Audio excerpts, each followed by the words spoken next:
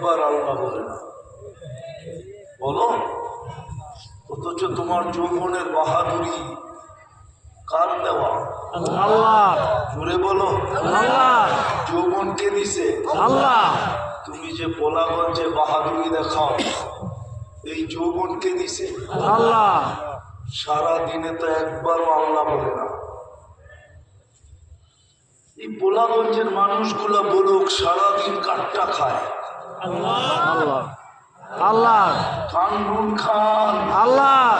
এই মজমায় একজনও আছে কিনা জানি না, ডেলি 100 বার আল্লাহ বলে যে মালিক তোর নুন সারাদিন খাই, 1 টাকা দিন তুমি নাও না, চাও না, আমি নিজের থেকে তোমাকে 100 বার ডাকলাম, একজনও তো নাই, একজনও তো নাই। বড় আফসোসের বিষয়, কি আফসোস লাগে না? অথচ সারাদিন এই যুবকরা চ্যাট করে,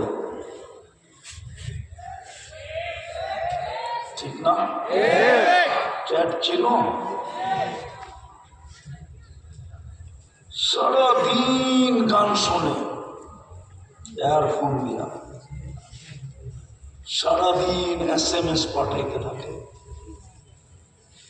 চীনা নাম্বারে অচীনা নাম্বারে,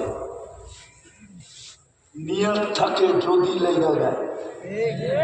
আপনারা বুঝবেন না, ওরা বুঝছে, বুঝবো না, ওরা বুঝছে, বুঝোস না, যদি লাইগা যায়, যদি লাইগা যায়, যদি লেগে যায়।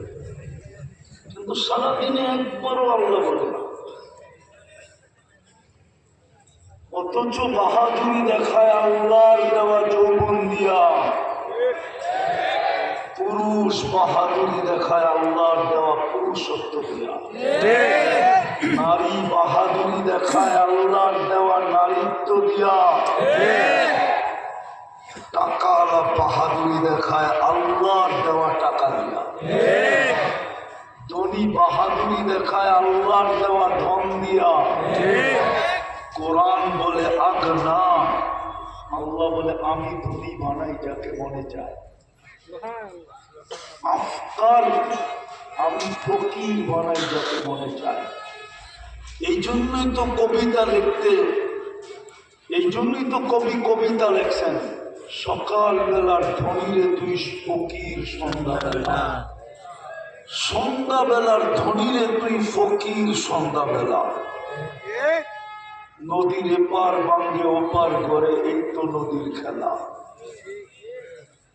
অথচ ধনী সারা দিন